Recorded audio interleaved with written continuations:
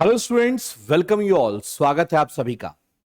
आज मैं इस क्लास में बीयू सेकेंड सेमेस्टर मैकेनिकल ब्रांच का एक ऐसा सिलेबस डिस्कस करने जा रहा हूं जिस सिलेबस में जो अपकमिंग आपके सेमेस्टर हैं, जिनमें आपको एडवांस सब्जेक्ट्स पढ़ने पड़ेंगे, जैसे थर्मोडायनामिक्स, जैसे पावर प्लांट, जैसे आरएसी, जैसे आईसी इंजन, इन सब का सिलेबस एक शॉर्ट फॉर्म में, एक ब्रीफ आइडिया सेकेंड सेमेस्टर में दिया गया है। सेकेंड सेमेस्टर में आपका एक सब्जेक्ट है ईएमई, ठीक है, एलिमेंट ऑफ मैकेनिकल इंजीनियरिंग। ये एक ऐसा सब्जेक्ट इंट्रोड्यूस किया गया जिसमें आपके जो अपकमिंग सीनियर सेमेस्टर्स के जो सब्जेक्ट्स हैं, जो कोर सब्जेक्ट मैकेनिकल कहे जाते हैं, उनका एक बेसिक इंट्रोडक्शन दिया गया है। तो इस सिलेबस के बारे में हम डिस्कस करते हैं। इस सिलेबस में हमें क्या क्या पढ़ना है ये डिस्कस करेंगे, और इसके बाद इस सब्जेक्ट का प्रिपरेशन कैसे करना है, मतलब उस हिसाब से प्रिपरेशन करना है ताकि हमारा बेस स्ट्रांग हो, ताकि जो अपकमिंग सेमेस्टर है उनमें जो सब्जेक्ट्स होंगे वो मुझे बहुत अच्छे से समझ में आए। उसके लिए प्रिपरेशन कैसे करना है, इन सब की बातें करेंगे इस वीडियो में। तो बिल्कुल वीडियो के अंत तक बने रहिए। सबसे पहले अगर हम ईएमई के यूनिट 1 की बात करें तो यूनिट 1 में एनर्जी रिसोर्सेज की बात की गई है कि एनर्जी के कौन कौन से रिसोर्सेज हैं। जैसे आपने सुना होगा renewable energy, non renewable energy, उसके बारे में आपको यूनिट 1 में एकदम बेसिक इंट्रोडक्शन दिया गया है। ठीक है, रिन्यूएबल एनर्जी क्या होता है, नॉन रिन्यूएबल एनर्जी क्या होता है, इसके बारे में आपको जानना है। रिन्यूएबल सोर्स ऑफ एनर्जी है कौन कौन से, ठीक है, जैसे सोलर एनर्जी क्या है, विंड एनर्जी क्या है, बायोगैस, बायोमास, बायोफ्यूल्स के बारे में आपको जानने हैं। इसके एडवांटेज क्या है, कुछ ऐसे भी रिन्यूएबल सोर्सेज हैं कुछ डिसएडवांटेज भी हैं, तो क्या डिसएडवांटेज है, क्या एडवांटेज है, इन सब के बारे में डिस्कस किया गया यूनिट 1 में। साथ साथ कुछ थोड़ा सा फ्लेवर नॉन रिन्यूएबल एनर्जी का भी दिया गया है, जो कि thermal power plant and hydro power plant के नाम से जाना। ठीक है, तो आपको ये ऐसा इंट्रोड्यूस नहीं किया है, आपको सीधा बोल दिया है कोल बेस्ड। तो कोल बेस्ड जो होता है वो, या नेचुरल गैस बेस्ड, ये सब है आपके थर्मल पावर प्लांट, जो कि आप पढ़ेंगे पावर प्लांट इंजीनियरिंग, एक सब्जेक्ट आएगा जिसमें आप इसको डिटेल में पढ़ेंगे। यहां पे आपको बेसिक्स फ्यूल्स के बारे में जानना है। ठीक है, तो ये यूनिट 1 की कहानी थी। अगर हम यूनिट 2 की बात करेंगे तो यहां पे आपको बेसिक कंसेप्ट ऑफ थर्मोडायनेमिक्स जानना है। वैसे जब आप सेमेस्टर आगे बढ़ेंगे तो आपको थर्मोडायनेमिक्स एक सब्जेक्ट ही आएगा, ठीक है, जो आपको डिटेल में पढ़ना है पूरा सेमेस्टर। यहां पे सिर्फ एक यूनिट है जिसमें आपको बेसिकली सिस्टम क्या होता है, सराउंडिंग क्या होता है, बाउंड्री क्या है, ठीक है, स्टेट क्या है, प्रोसेस क्या है, पाथ क्या है। ठीक है, इसके बाद हीट, वर्क, इंटरनल एनर्जी, इनका बेसिक इंट्रोडक्शन आपको देखना है। ठीक है, फिर जब हम यूनिट 3 की बात करते हैं तो यूनिट 3 में है स्टीम जनरेटर। मैंने आपको बोला कि यूनिट 1 में आपको थर्मल पावर प्लांट का बेसिक देखना है कि कौन कौन से फ्यूल्स यूज किए जाते हैं, किस फ्यूल की क्या प्रॉपर्टी है, उसके बारे में। यहां पे थर्मल पावर प्लांट का एक बेसिक कंपोनेंट है स्टीम जनरेटर, जिसे आप बॉयलर के नाम से जानते हैं, जिसे आप बॉयलर के नाम से जानते हैं। बॉयलर का बेसिक इंट्रोडक्शन आपको पढ़ना है कि बॉयलर क्या होता है, बॉयलर कितने टाइप्स के होते हैं।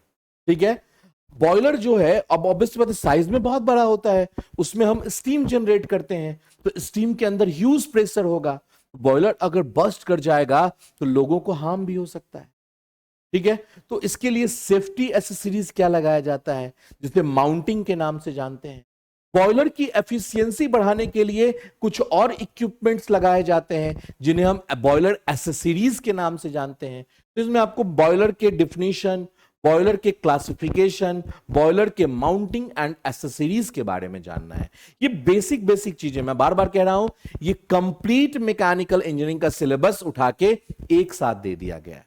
ठीक है, इसके बाद अगर हम 4th यूनिट की आपसे बात करें तो 4th यूनिट में आपको basic concept of refrigeration and air conditioning के बारे में जानना है। सीनियर सेमेस्टर में RAC, refrigeration and air conditioning, एक सब्जेक्ट ही आएगा, लेकिन यहां लिख दिया बेसिक कंसेप्ट। ठीक है, जिसमें आपको अगर जब बात करें हम, तो आपको जानना है कि रेफ्रिजरेशन क्या होता है, एयर कंडीशनिंग क्या है, वेपर कॉम्प्रेशन साइकिल कैसे वर्क करता है, जो आपके घर में फ्रिज है वो आपका बेसिकली वीसीआर है। वेपर एब्जॉर्प्शन साइकिल कैसे वर्क करता है, ठीक है। एयर रेफ्रिजरेशन प्रिंसिपल क्या है? एयर रेफ्रिजरेशन, जो घर में आप अगर बात करेंगे कि इस एयर कंडीशन यूज करते हैं तो वो क्या है, इन सब के बारे में बेसिक बेसिक चीजें पढ़नी है। वैसे जब सीनियर सेमेस्टर में जाइएगा तो यही एक जो आपका यूनिट है यही 5 या 6 यूनिट में विभक्त हो जाएगा, ठीक है। तो सोचिए अगर आपको बेसिक पता है तो आगे पढ़ने में कितना मजा आएगा। इसके बाद अगर यूनिट 5 की बात करेंगे तो यहां पे प्राइम मूवर है, जो मैंने यूनिट 1 में बोला कि थर्मल पावर प्लांट आपको पढ़ना है। फिर यूनिट 3 में मैंने आपको बोला स्टीम जनरेटर पढ़ना है। तो यूनिट 5 में भी उसी का है कि सिंपल स्टीम टरबाइन के बारे में आपको जानना है। गैस पावर प्लांट में गैस टरबाइन के बारे में जानना है। बेसिक आईसी इंजन, आज तो आईसी इंजन सब जानते हैं लगभग, क्योंकि बाइक, कार, ऑटो, ठीक है, ट्रक, बसेस, एरोप्लेन, ये सब देखते हैं, ठीक है। तो ये आईसी इंजन क्या कंसेप्ट है। आईसी इंजन में भी 2 पार्ट होते हैं, एसआई इंजन, सीआई इंजन, इनके बारे में जानना है। उनके ब्रीफ डिस्क्रिप्शन के बारे में जानना है अपने को कि कैसे ये वर्क करता है, ठीक है। फिर यहां लिख भी दिया power plant, principle of working thermal power plant, thermal power plant कैसे वर्क करता है, न्यूक्लियर पावर प्लांट कैसे वर्क करता है, ठीक है। बेसिक इसके आउटपुट और एफिशिएंसी कैसे निकालते हैं, ये आपको पढ़ना है यूनिट नंबर 5 के अंतर्गत। यूनिट नंबर 6 के अंदर आते हैं तो यह है आपका engineering material and their properties.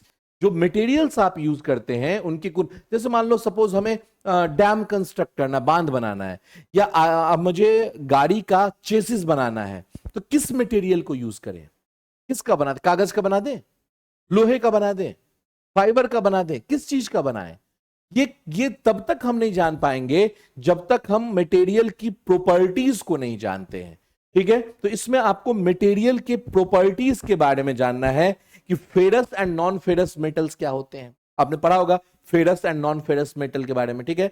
Mechanical property, उनकी स्ट्रेंथ क्या होते हैं, हार्डनेस क्या है, टफनेस क्या है, रेजिलियंस क्या है, ठीक है। उनकी क्वालिटी को अगर इनहांस करना है तो हम हीट ट्रीटमेंट करते हैं, कैसे करते हैं, हीट ट्रीटमेंट होता क्या है, ठीक है ना। हीट ट्रीटमेंट आपको बेसिकली स्टील का ही पढ़ना है, ठीक है। एनेलिंग क्या है, टेम्परिंग क्या है, क्विंचिंग क्या है, ठीक है, केस हार्डनिंग क्या होता है, इन सब के बारे में आपको यहां पे डिटेल्ड स्टडी करना है, ठीक है। डिटेल्ड नहीं बोलो बेसिक, ऊपर ऊपर से आपको देखना है क्या है डिटेल्ड। तो जब मटेरियल साइंस सब्जेक्ट पढ़ेंगे तब आपको वहां पे डिटेल पढ़ना होगा इसके बारे में, ठीक है। तो ये सब आपको बेसिक कंसेप्ट जो है वो आपको डिस्कस करने हैं ईएमई सब्जेक्ट में, ठीक है ना, एलिमेंट ऑफ मैकेनिकल इंजीनियरिंग में। अब बात होती है सर ये तो सिलेबस की बात हो गई, पढ़े कैसे, क्योंकि ये सब्जेक्ट वो है जो कि आपका बेस है, फाउंडेशन है। अगर फाउंडेशन वीक हो गया तो इमारत तो खड़ी हो नहीं पाएगी। तो कोई आपको टेंशन लेने की जरूरत नहीं है। इजी प्रैप ने आपके लिए एक बैच लॉन्च किया है, ठीक है, उम्मीद बैच, ठीक है। ये आपका डेडिकेटेड सेमेस्टर के लिए बैचेज है। इसमें सारे सेमेस्टर के क्लासेस चल रहे हैं, basically first semester two 6th semester की बात करें, 7th सेमेस्टर की बात करें, सारे क्लासेस चल रहे हैं, ठीक है। इस क्लास के फीचर्स क्या क्या है, तो इसमें आपको लाइव क्लासेस मिलेंगे, ये लाइव बैच है बेसिकली। जो लाइव क्लासेस होते हैं उसके रिकॉर्डेड भी फॉर्म भी आपके प्रोफाइल में अवेलेबल होंगे। मतलब सपोज कभी आपके पास टाइम नहीं मिला तो आप रिकॉर्डेड क्लास देख सकते हैं। और कितनी बार, मान लो सपोज हमें एक बार में समझ में नहीं आया, मुझे लग रहा है कि थोड़ा सा पोर्शन वीक रह गया और देखना चाह रहे हैं, तो आप N number of times lecture को देख सकते हैं रिकॉर्डेड फॉर्मेट में, ठीक है। इसके बाद फिर क्या है, लाइव प्लस रिकॉर्डेड बैच है। इसके बाद आपको लाइव प्रैक्टिस क्लासेस मिलेंगे, ठीक है। प्रैक्टिस क्लासेस सर क्या, जैसे प्रीवियस ईयर क्वेश्चंस हैं, ठीक है, तो प्रीवियस ईयर क्वेश्चंस को हम सॉल्व करवाएंगे लाइव। मोस्ट एक्सपेक्टेड क्वेश्चन करवाएंगे, ये तो प्रीवियस ईयर का पूछा हुआ क्वेश्चन था, ये एक्सपेक्टेड है कि ये पूछा जा सकता है, इसको कैसे लिखना है। एक्चुअली सेमेस्टर में आपको आता बहुत कुछ है, लेकिन अगर हमारा वे ऑफ राइटिंग सही नहीं है तो हमें प्रॉपर नंबर नहीं मिलते हैं। तो हम आपको बताएंगे लिखा कैसे जाए सेमेस्टर में, थ्योरी को कैसे अटेम्प्ट किया जाए, कोई डेरिवेशन कैसे अटेम्प्ट किया जाए, अगर न्यूमेरिकल है तो न्यूमेरिकल को किन किन स्टेजेस में तोड़ के बनाया जाए, ये सब चीजें आपको डिटेल में सिखाया जाएगा यहाँ पे, ठीक है। इसके जो लेक्चर्स हैं वो सब्जेक्ट एक्सपर्ट्स जो फैकल्टी होंगे वो लेंगे, जिनके पास कम से कम 10 साल 12 साल 15 साल का एक्सपीरियंस है, अच्छे जगह से क्वालिफाइड फैकल्टी है, ठीक है। इसमें आपके theory, derivation as well as numerical सब कुछ कवर अप किए जाएंगे। इसके लिए आपको टेंशन लेने की जरूरत नहीं है, ठीक है। इस बैच को इनरोल कैसे करना है, तो आप जाइए प्ले स्टोर में, वहां से डाउनलोड कीजिए इजी प्रैप का ऐप, और वहां आप सर्च कीजिएगा उम्मीद बैच, स्टोर में जाके तो आपको मिल जाएगा, ठीक है। ये जो उम्मीद बैच है ये आपका अगर मान लो किसी पर्टिकुलर सेमेस्टर के लिए आप परचेस कर रहे हैं तो इसका जो फी है वो है 2999 रुपए, 2999। लेकिन अभी ऑफर प्राइस है इसका 1499 रुपए, ठीक है, 1499 में आपको ये प्राइस मिल जाएगा। अगर आप सोच रहे कि नहीं सर हम तो कॉम्बो बैच लेना चाह रहे हैं, हम तो चाह रहे हैं कि सेकंड सेमेस्टर थर्ड सेमेस्टर एक साथ परचेस कर लें, हम 2 सेमेस्टर कंबाइन करके परचेस करना चाह रहे हैं, तो आपको थोड़ा सा डिस्काउंट मिल जाएगा, ठीक है। ये 4999 का बैच है जो कि आपको 2499 में मिल जाएगा बैच। लेकिन ये ऑफर्ड प्राइस है, मैं आपको बार बार कह रहा हूं। अगर आपको अपने सेमेस्टर को बूस्ट करना है तो आप इस बैच में जितनी जल्दी हो सके उतनी जल्दी इनरोल कर लीजिए। हो सकता है कि आपको कोई दुविधा हो, कोई डाउट हो, कुछ और क्लियर करना हो, तो आप हमारे हेल्पलाइन नंबर 7014639318 पे किसी भी समय कॉल कर सकते हैं, ठीक है। ये 24x7 हेल्पलाइन नंबर है। ऐसी पॉसिबिलिटी है कि आपने कॉल किया और सपोज कॉल रिसीव नहीं हुआ, कोई बात नहीं है, आप आराम से सब्र कीजिए, आपके पास कॉल बैक आ जाएगा, ठीक है। तो फिर मिलेंगे आपसे बैच के अंदर, तब तक के लिए thank you and all the best.